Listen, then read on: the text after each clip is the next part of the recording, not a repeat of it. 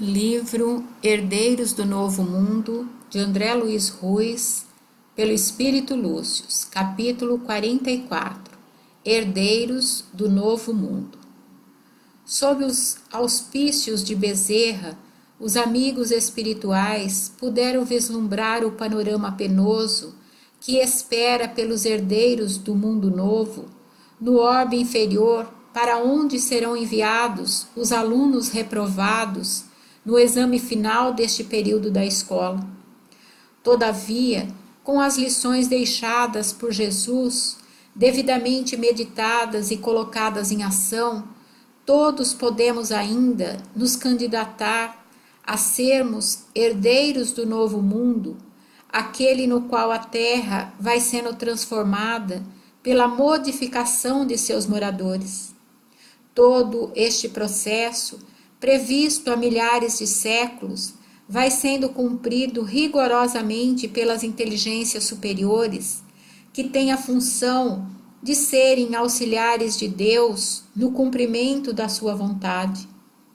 Tanto que, com a clareza da linguagem moderna, despida de figuras e parábolas, o Consolador prometido também veio para esclarecer sobre esse tema tão importante.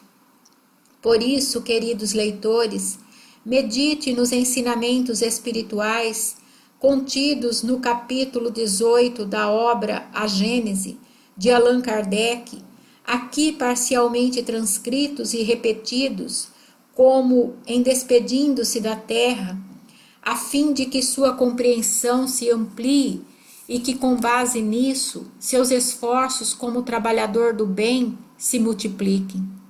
Abre aspas, 27. Para que na terra sejam felizes os homens, preciso é que somente a povoem espíritos bons, encarnados e desencarnados, que somente ao bem se dediquem.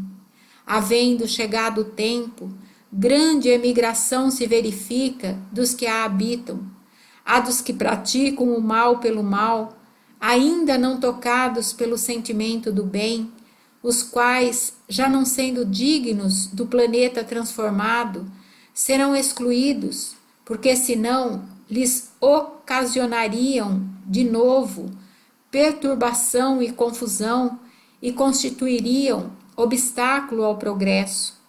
Irão espiar o endurecimento de seus corações, uns em mundos inferiores, outros em raças terrestres ainda atrasadas, equivalentes a mundos daquela ordem, aos quais levarão os conhecimentos que hajam adquirido, tendo por missão fazê-las avançar.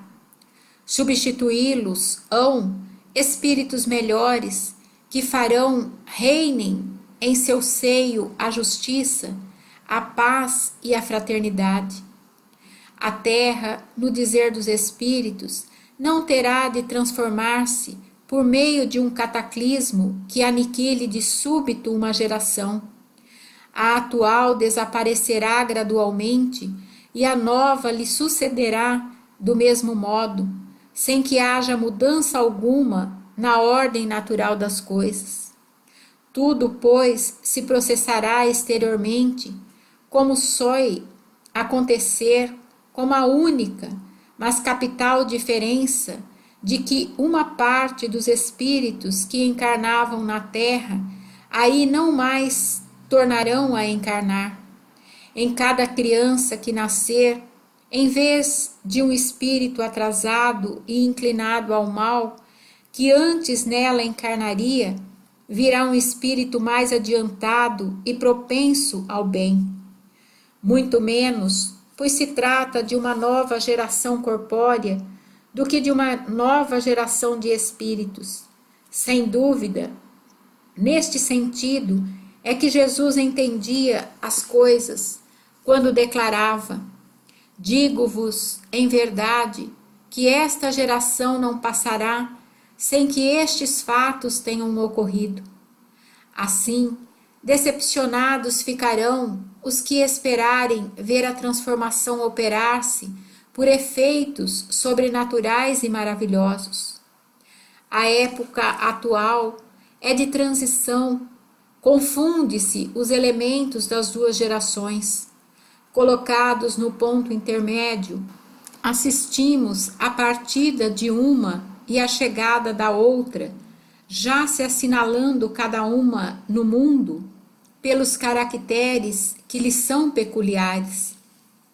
Tem ideias e pontos de vista opostos às duas gerações que se sucedem. Pela natureza das disposições morais, porém, sobretudo das disposições intuitivas e inatas, torna-se fácil distinguir a qual das duas pertence cada indivíduo.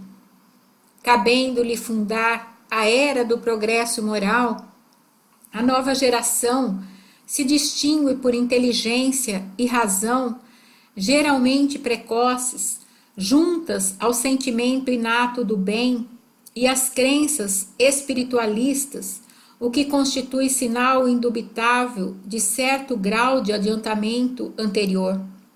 Não se comporá exclusivamente de espíritos eminentemente superiores, mas do que, já tendo progredido, se acham predispostos a assimilar todas as ideias progressistas e aptos a secundar o movimento de regeneração.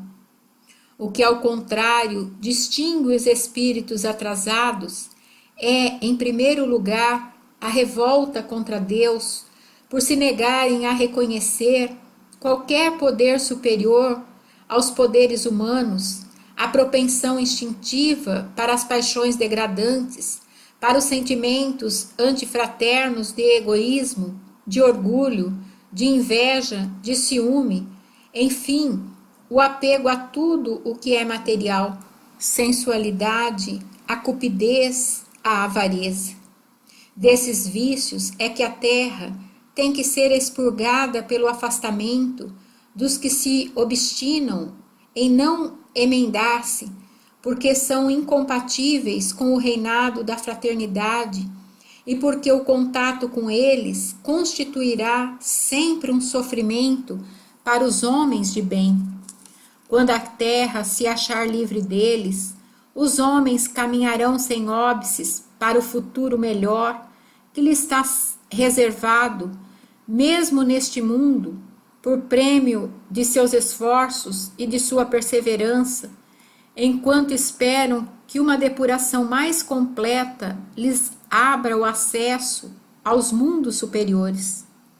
Não se deve entender que por meio dessa emigração de espíritos sejam expulsos da terra e relegados para mundos inferiores todos os espíritos retardatários.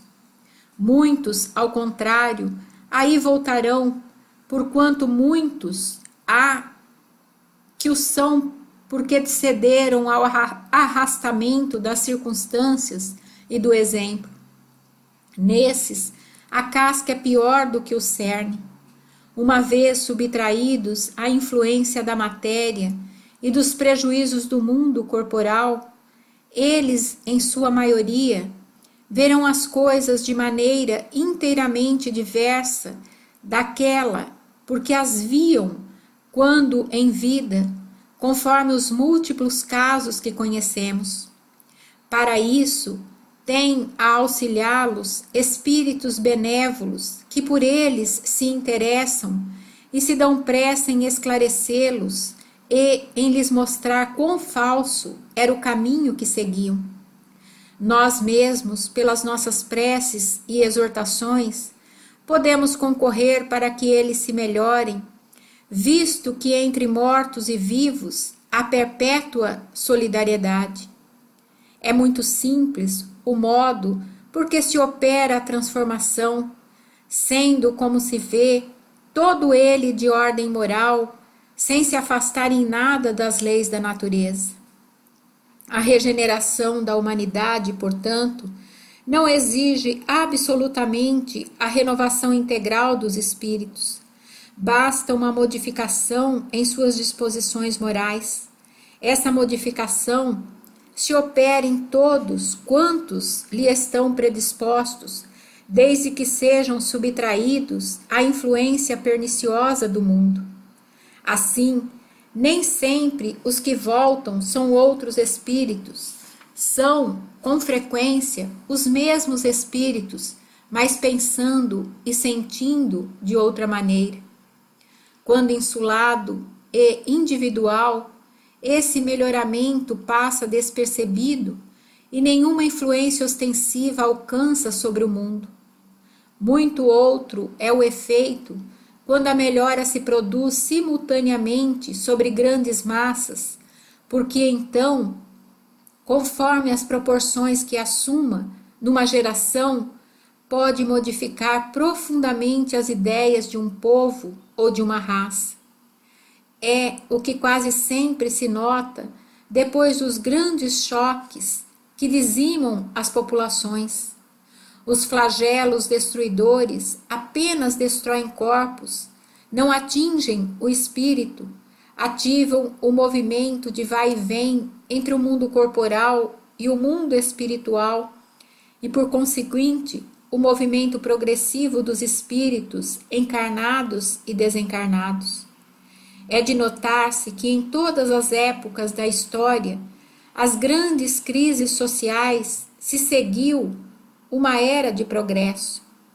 Opera-se presentemente um desses movimentos gerais destinados a realizar uma remodelação da humanidade. A multiplicidade das causas de destruição constitui sinal característico dos tempos, visto que elas apressarão a eclosão dos novos germens. São as folhas que caem no outono e às quais sucedem outras folhas cheias de vida, porquanto a humanidade tem suas estações, como os indivíduos têm suas várias idades. As folhas mortas da humanidade caem batidas pelas rajadas e pelos golpes de vento, porém, para renascerem mais vivazes sob o mesmo sopro de vida, que não se extingue, mas se purifica. Para o materialista, os flagelos destruidores são calamidades carentes de compensação, sem resultados aproveitáveis, pois que, na opinião deles, os aludidos flagelos aniquilam os seres para sempre. Para aquele, porém, que sabe que a morte unicamente destrói o envoltório, tais flagelos não acarretam as mesmas consequências e não lhe causam o mínimo pavor. Ele lhes compreende o objetivo e não ignora que os homens não perdem mais por morrerem juntos do que por morrerem isolados, dado que de uma forma ou de outra a isso hão de todos sempre chegar. Os incrédulos rirão destas coisas e as quais qualificarão de quiméricas, mas digam o que disserem, não fugirão à lei comum, cairão a seu turno como os outros, e então, que lhes acontecerá? Eles dizem, nada, viverão, no entanto, a despeito de si próprios e se verão um dia forçados a abrir os olhos. Fecha aspas. Como você pôde perceber, todas as forças do universo trabalham para que a maior parte dos alunos saiba como se preparar adequadamente para os exames finais. Não seja indiferente a tudo isto. Certamente você pode não acreditar. No entanto, o que será de você quando se der conta de que tudo isso realmente é um fato inderrogável? Não se esqueça de que as portas da arca estão sendo fechadas. Não se esqueça de que um astro diferente já está nas lentes dos telescópios humanos, filmado e fotografado em sua aproximação. Rápido, acelere seus esforços. Onde quer que você esteja, em qualquer lugar da terra, sua vida pode produzir frutos doces da bondade. Mas, se por não ser espírita ou acreditar nas orientações espirituais, você estiver inclinado a fazer algo em seu próprio benefício, se não desejar ajudar o semelhante, se não tiver interesse em praticar a caridade verdadeira, se não estiver ainda disposto a perdoar ou pedir perdão, confiante de que todos estes alertas são palavras vãs de entidades ilusórias, reflita na última revelação que lhe transmitimos, com a qual terminamos esta obra e que simboliza mais um esforço dos que o amam para ajudá-lo no despertar das virtudes que Deus colocou dentro de você. Não foi a doutrina espírita ou o fanatismo de ignorantes quem inventou estes conceitos. Do alto do monte, alguém nos aconselhou a que estivéssemos incluídos entre os herdeiros do novo mundo, quando nos disse, abre aspas, bem-aventurados os mansos, porque eles herdarão a terra. Jesus, fecha aspas. Que você tenha ouvidos de ouvir, olhos de ver, e que por fim, como um bom aluno da escola terrena, brilhe vossa luz. Muita paz. Lúcius, Campinas, 30 de julho de 2009.